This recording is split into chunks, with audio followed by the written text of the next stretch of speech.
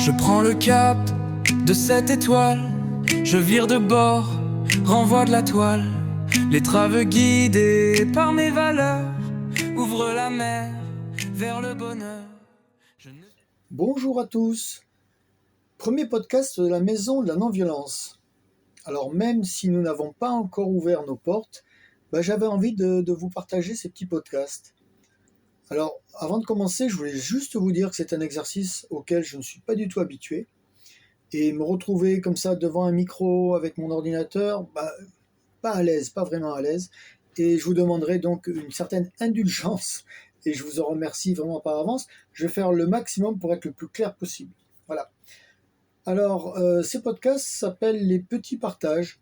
Tout simplement une envie de partager, de vous donner des nouvelles de notre maison de la non-violence, savoir où on en est, où on est situé par rapport à notre projet.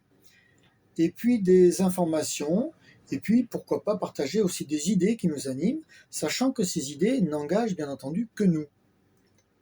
Alors ce premier podcast sera simple, je vais juste me présenter la maison de la non-violence, et puis donner notre intention dans cette maison de la non-violence. Qu'est-ce qu'on va y faire en fait? Alors, me présenter, moi je m'appelle Norbert Diebol, je suis passionné de communication non violente. Alors la communication non violente, en fait, c'est en lisant un livre, le livre que j'ai lu, c'est le livre qu'a écrit Marshall Rosenberg, qui s'appelle Les mots sont des fenêtres ou des murs. C'est vraiment la Bible de la communication non violente, puisque c'est lui qui l'a mise au point. Et voilà, donc je suis tombé sur ce livre. En fait, on m'a offert ce livre.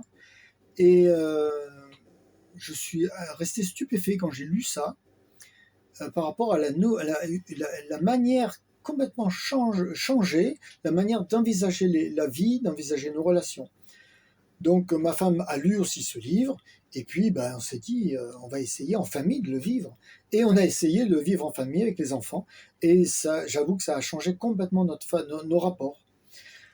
Donc je me suis vraiment beaucoup intéressé à ce processus de communication non violente, que j'ai fait des formations ici en Guadeloupe, puis après j'en ai fait en France, et puis en 2012 j'ai quitté mon boulot pour partager ma compréhension de la communication non violente. Donc depuis 2012 j'ai travaillé dans un collège pendant 6 ans, et voilà, j'ai partagé avec les professeurs, les équipes éducatives, les élèves aussi, et ça a vraiment changé le climat scolaire dans l'établissement. Donc j'ai touché du doigt que ce processus de communication non violente était vraiment un outil extraordinaire pour vraiment vivre la non-violence. Donc voilà, depuis 2018, je partage ma compréhension de la CNV avec une entreprise qui s'appelle Naturelle Bienveillance, et depuis un an, en fait, je me consacre pleinement à la création de cette maison de la non-violence. Voilà. Donc, alors cette maison de la non-violence, qu'est-ce que c'est? L'idée, c'est de développer une culture de la non-violence en Guadeloupe. Et ça, on va le faire sous 3 axes. Premier axe, ça sera bien entendu un axe de formation. Alors, on va organiser, une fois par an, 2 grands stages. Un premier grand stage qui sera un stage de communication non violente, avec un formateur, une formatrice plus exactement, une formatrice certifiée qui viendra du Canada pour nous proposer un module 1, un module 2, un module 3 et un module d'approfondissement.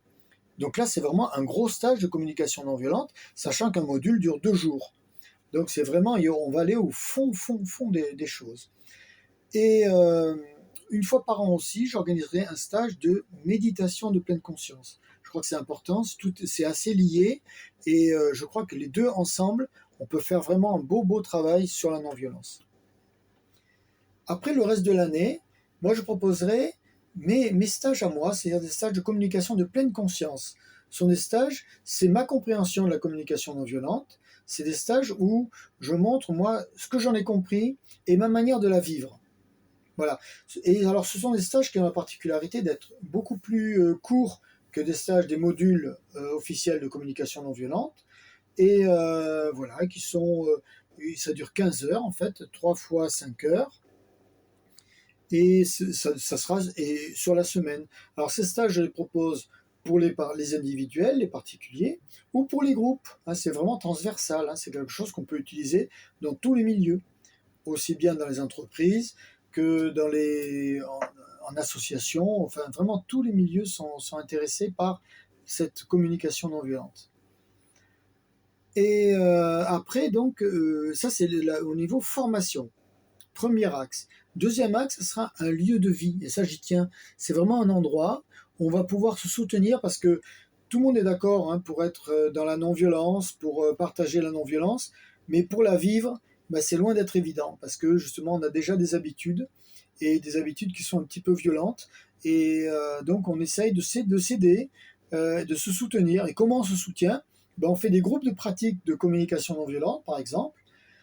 Donc les soirs, j'organiserai des groupes de pratique où on s'entraîne à expérimenter ce processus.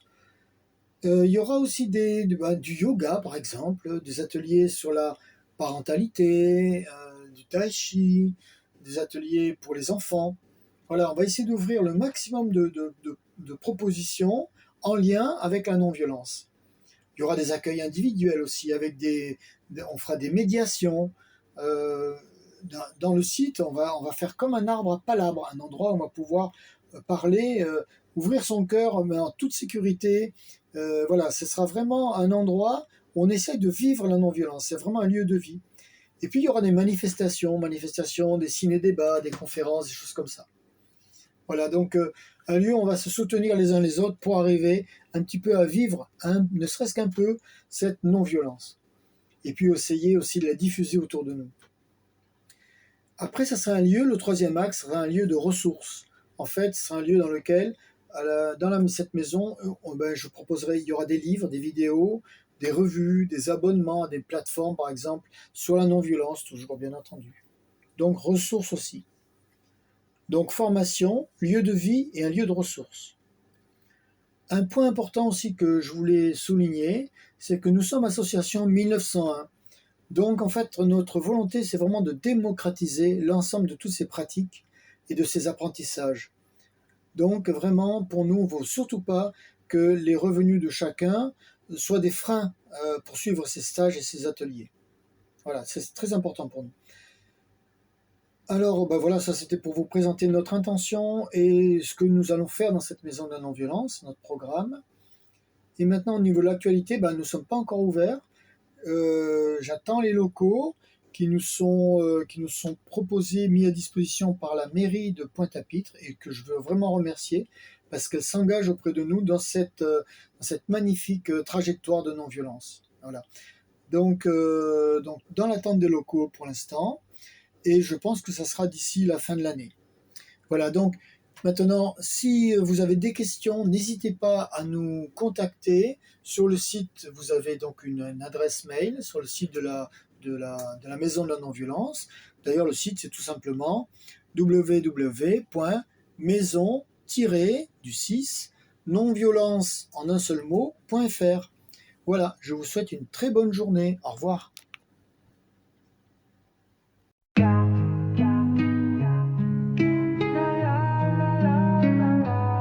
Je prends le cap de cette étoile, je vire de bord, renvoie de la toile.